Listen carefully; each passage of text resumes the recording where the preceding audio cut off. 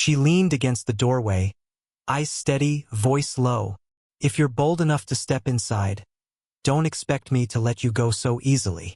That night, I realized some invitations are far more dangerous and far more beautiful than they seem. The story begins in the hush of an ordinary evening that feels anything but ordinary. The young man approaches the widow's home, not fully certain what draws him there. Perhaps the faint glow spilling through her curtains, perhaps the memory of her laughter at the town gathering earlier in the week, or perhaps something deeper he can't yet name. His steps slow as he nears her door, the air carrying the faint, sweet trace of jasmine drifting from her garden. And then she appears. She doesn't greet him with formality or with the politeness he might have expected. Instead, she leans casually yet deliberately against the doorframe, her body angled in a way that commands attention without effort. There's a stillness in her posture, a quiet strength that suggests she is both inviting and challenging him in the same breath. Her hand rests lightly along the wooden frame, fingers tracing the grain absent-mindedly, as if the act steadies her. Her voice is what stops him, the softness of it, the daring hidden inside the whisper. "If you're bold enough to step inside," she says, her eyes steady on his, "don't expect me to let you go so easily." The words hang between them, delicate yet heavy, and he feels them settle not just in his ears but somewhere deeper, like a weight pressing against his chest. He has known her as a woman admired from a distance, someone who carries herself with graceful restraint. But in this moment, she is different, more daring, more vulnerable, too, though only someone watching closely would notice it in the flicker of hesitation behind her confidence. He swallows, his mouth suddenly dry. The cool wood beneath his palm steadies him as he rests his hand against the doorway. His pulse beats faster than he would like, and in his mind 2 voices wrestle. One whispers caution, reminding him of the differences between them, of her history, of how strange it might look to others if he lingers here. The other voice urges him to lean into the pull, to recognize the rare electricity in the air that cannot be explained away. She doesn't move, doesn't urge him further, doesn't fill the silence. Instead, she lets him decide. The stillness around them sharpens the details. The faint creak of a distant floorboard inside her house, the gentle swaying of curtains in the summer breeze, the way her lips barely part as though she might say more but chooses not to. In that pause, he realizes something. This moment, her leaning against the doorframe, the faint challenge in her whisper, the fragile confidence she allows him to see, is not just about whether he will step inside her home. It is about whether he will step into her world, with all its unspoken complexity. And so, the opening scene ends not with action but with tension, the kind that pulls the audience closer, holding them at the threshold just as firmly as she holds him. For a long breath, he stands still, caught between the cool night outside and the warm light spilling from her doorway. The air feels heavier now, charged with the weight of her words. He doesn't quite know when his decision forms, whether in the quiet pull of her eyes, the daring curve of her lips, or in the unspoken loneliness he senses behind her poise, but eventually, his foot moves forward. The moment he steps across the threshold, the air shifts. Inside, the world feels softer, quieter, as though the walls themselves are keeping secrets. A faint fragrance greets him first, the delicate blend of polished wood and something more personal, perhaps tea steeping nearby, perhaps the faint trace of her perfume lingering in the fabric of her home. It's not overwhelming, but intimate, the kind of scent you notice only because you're close enough to belong there. Behind him, the door closes with a muted click. The sound resonates in his chest like a promise sealed, though neither of them names it. She lingers near the door for a moment longer, her hand resting on the knob, her shoulders drawn in the stillness of someone who has opened more than just her home tonight. Her eyes meet his, a question tucked quietly inside them. She does not ask aloud if he regrets stepping in, but the silence is full enough that he feels the weight of it. His instinct is to reassure her, though he can't quite find the right words. Instead, his body answers first.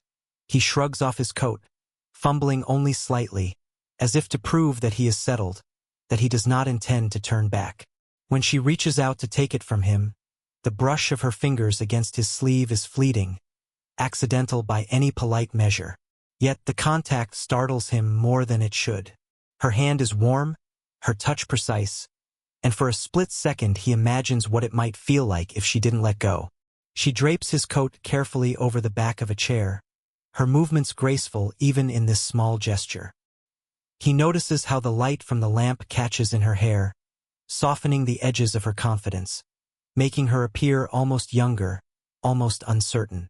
That vulnerability strikes him more deeply than her whispered challenge at the door.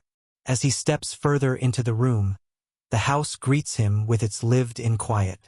The ticking of a clock in the hallway, the faint crack of the wooden floor beneath their steps, the soft hum of wind pressing against the windows. Each sound feels magnified now, as if the house itself is aware of his presence. For him, the threshold has been crossed physically, but emotionally he still teeters there, aware that one careless movement could shatter the fragile balance. She offers him a seat near the fire, her voice calm but steady, and he realizes she is guiding him not just deeper into her home but closer into her world. And as he sits, pulse still uneven, he wonders, not for the first time, whether stepping through that doorway was an act of boldness or simply inevitability. The room glows with a soft orange haze, the fire burning low but steady, its flames dancing across the stone hearth. She gestures for him to sit, and though he hesitates for a breath, uncertain whether he belongs in so private a corner of her world, he lowers himself into the armchair opposite hers. The cushion dips beneath him, creaking faintly, as though acknowledging a new weight it isn't used to carrying. She moves with the ease of someone accustomed to her own solitude. Pouring tea into 2 cups, she keeps her motions graceful yet unhurried. The liquid streams in silence, a quiet counterpoint to the fire's crackle. She hands him 1 cup, her fingers brushing lightly against his as he takes it. The contact is brief but enough to stir him. The porcelain feels warm in his palm, but it is her touch that lingers longer than the heat of the drink. For a while, the silence stretches between them, not awkward, but charged with a kind of expectation. He studies her in the firelight. Shadows trace along her cheekbones, softening her face into something both timeless and vulnerable. She stares into the flames, her lips slightly parted, as if weighing what to reveal. When she finally speaks, her voice is quiet, more fragile than the whisper at the door. "The nights are the hardest," she says, her gaze fixed on the fire. The house grows too still, and silence becomes a kind of companion you can't quite escape. Her words land gently yet heavily, like ash settling on embers. He shifts in his chair, not to interrupt, but because the weight of her honesty unsettles something in him. He has known her from a distance, a widow admired for her composure, her elegance, her self-possession. But this is different. This is her unguarded self, showing him the loneliness that lingers beneath the surface. He doesn't rush to fill the silence. Instead, he lets her voice echo against the fire's crackle, lets it live between them before daring to answer. "I can't pretend to know that kind of emptiness," he admits softly, "but I can listen, if that helps." She finally looks at him then, eyes catching the firelight in a way that makes them seem brighter, more alive. There's a faint curve at the corner of her lips, not quite a smile, more a gesture of gratitude. He feels the connection deepen, as if something invisible has tethered them closer. She sips her tea, her hands steady, though her shoulders carry the faintest tremor when she exhales. He notices it, though she tries to hide it with poise. The sight of her strength coexisting with vulnerability draws him in more than anything else could have. Around them, the fire continues to burn, its warmth enveloping them both. Yet he feels another warmth building too, quieter, subtler, the kind that begins not in the body but in the heart. And in that moment, sitting by her fire, listening to her honesty, he realizes he is no longer just a visitor in her home. He is becoming a keeper of her secrets, her quiet strength, and her fragile hopes. And though neither of them speaks it aloud, both know the conversation has shifted something. The air feels heavier now, the silence more intimate, as if the fire itself is keeping watch over what has just passed between them. The fire has burned lower now, its flames curling lazily around the wood, painting the room in shadows that stretch and sway across the walls. The warmth is softer, less intense, but it seems to draw them nearer, as though the hearth itself conspires to erase the polite distance between them. She leans forward, slender fingers reaching for the poker resting by the hearth. The simple act of tending the fire carries an elegance that he can't ignore. The loose strands of her hair catch the glow, shimmering like threads of copper. As she shifts, her shoulder brushes lightly against his arm. It's the smallest touch, accidental by any outward measure, but it still makes the breath catch in his throat. For a heartbeat, he doesn't move. His mind scrambles to decide whether to lean back, to give her space, or to remain still. He chooses stillness, and that choice allows the moment to linger just a second too long.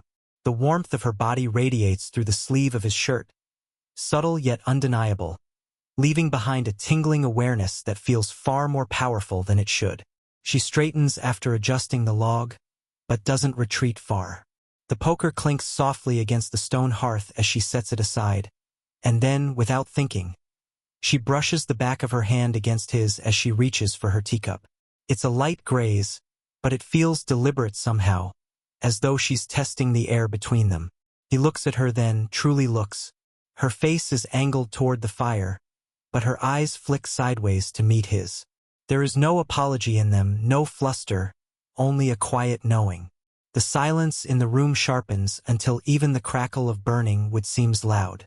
Inside him, something pulls taut. He wants to speak, to break the tension with words, but nothing comes. Instead, his awareness narrows to the closeness between them. The way her sleeve nearly brushes his wrist, the soft sound of her breath, the faint scent of her perfume mingling with smoke and tea. It's a closeness both thrilling and dangerous, carrying the weight of something he isn't sure either of them is ready to name. Her posture shifts again, more relaxed now. She leans back slightly, her hand resting on the armrest close enough that his could cover it if he dared. But he doesn't. He tells himself it's restraint, respect for her grief, respect for boundaries. But deep down he knows it's fear, too. Fear of misreading the moment, fear of stepping into something he can't step back from. Still, the air between them hums with an unspoken pull. The fire pops suddenly, sending a small spark upward, and both of them glance toward it at the same time. Their faces end up closer than before, their eyes locking again in the half-light. Neither smiles, neither speaks, but everything in that look carries the weight of questions neither has yet voiced. When she finally turns away, it's slow, deliberate, as though she's giving him space rather than rejecting him. She lifts her cup, sips quietly, and the moment passes, yet not without leaving its mark. He knows, with an uneasy certainty, that the line between comfort and something far more intimate has already been crossed, even if neither of them admits it aloud. The fire has dimmed, its light no longer golden but a deeper, softer glow, casting long shadows that stretch across the room. The night outside presses against the windows, still and watchful, while inside the atmosphere has shifted, less like polite company, more like something sacred and unguarded. She sits back in her chair, the teacup resting in her lap, her fingers circling the rim absently. For a moment, she says nothing. Her eyes remain fixed on the embers, the shifting reds and oranges reflecting in her gaze. The silence is different now, not heavy, but loaded, as if she is gathering the courage to let something fragile slip free. When her voice comes, it's quieter than before, touched with the tremor of someone unused to being this exposed. "People think I'm strong," she begins, her eyes still on the fire. "They see me manage the house, the garden, the endless little tasks of living, and they assume I've healed, that I've moved on. But they don't hear the silence at night. They don't feel how empty the rooms become when the world goes to sleep." Her words hang there, suspended in the low light, and he feels them cut through him. He wants to say something, but her voice continues, steadier now, as though speaking aloud loosens something inside her. Sometimes, she admits, loneliness doesn't just visit, it settles in. It makes you feel like even if someone were to walk through your door, they'd never truly see you. Not the real you, just the version you've managed to piece together for the world. She finally turns toward him then, her eyes searching his. There's no mask now, no playful challenge like the one she gave him at the doorway. What he sees is raw, an ache she rarely lets anyone glimpse. The sight strikes him harder than he expects, because it isn't just her loneliness he recognizes. It's the echo of his own, the quiet emptiness he's carried in different ways, at a different stage of life.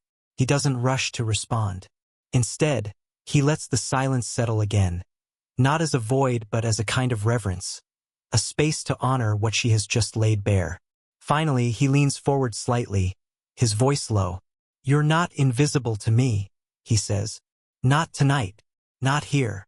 Her breath catches, not audibly, but he notices the way her shoulders still, the faint lift of her chest. For a moment, her eyes glisten, not quite with tears but with the intensity of someone unused to being seen this clearly. She presses her lips together, as if trying to contain the swell of emotion. The fire crackles softly, filling the space where words might fail.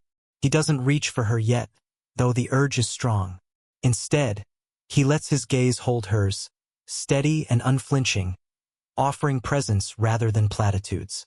It is enough. In the dim glow of the fire, her confession has shifted the air between them. They are no longer two people sharing tea and conversation.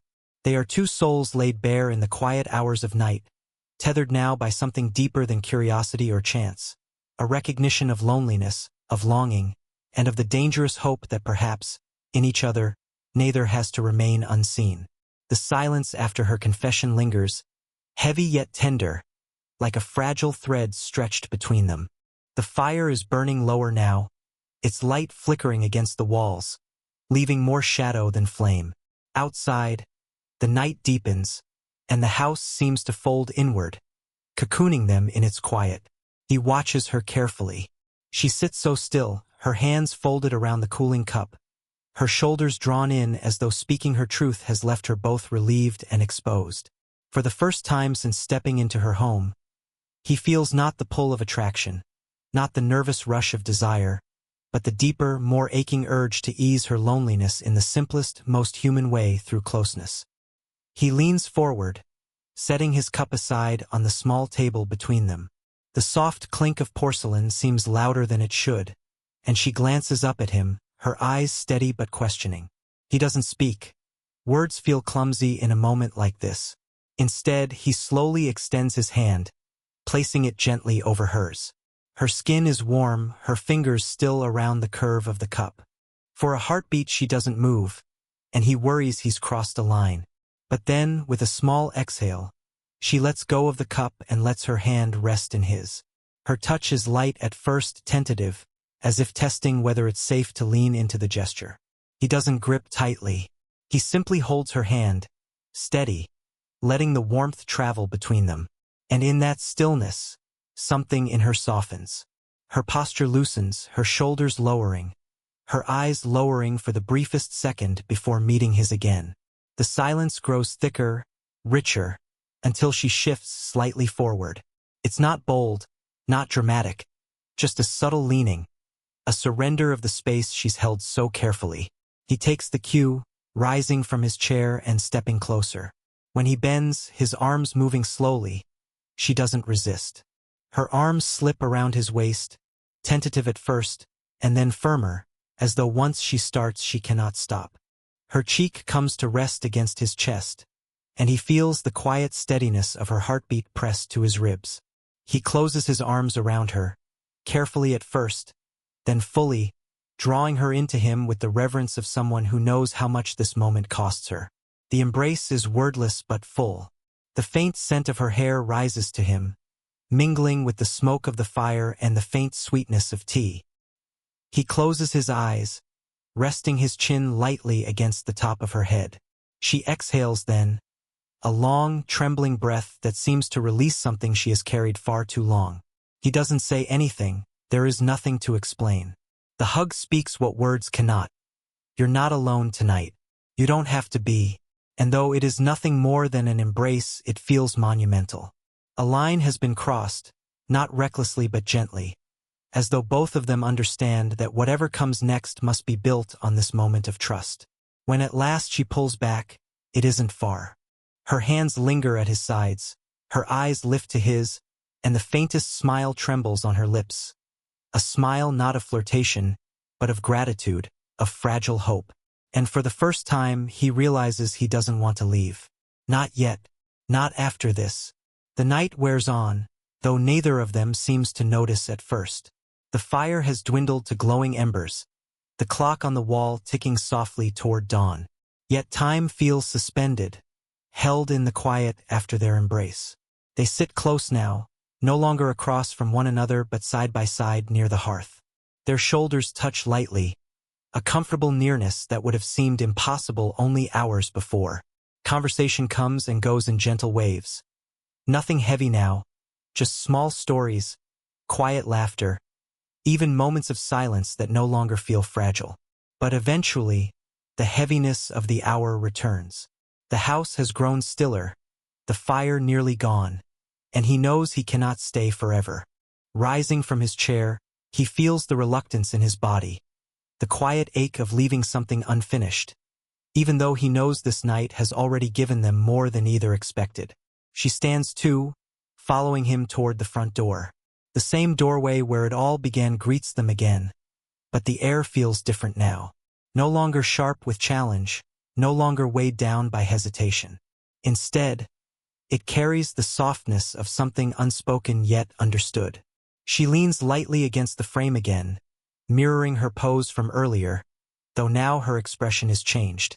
Her eyes are less guarded, her smile faint but genuine, the kind that lingers on the lips even when no words are spoken.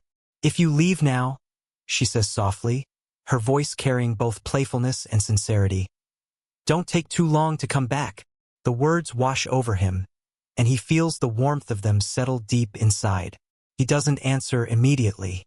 Instead, he studies her in the dim light, the way her hair falls loosely against her shoulders, the quiet strength in her stance, the vulnerability she no longer hides from him.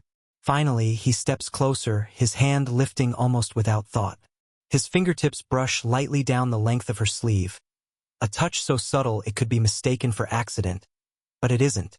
The gesture is deliberate, lingering, a promise in its own right. He doesn't speak grandly, doesn't declare anything too heavy for a night like this. Instead, he simply holds her gaze and says, "I won't." Her smile deepens just slightly, her eyes softening with a relief she doesn't voice. The silence that follows is warm, steady, filled with something stronger than words: trust. When he finally steps out into the cool night air, the world feels different. The street is quiet, the dawn only a faint suggestion on the horizon, but he carries a new weight in his chest, something both heavy and comforting. Behind him, she lingers in the doorway, watching, her silhouette framed by the faint glow of the house.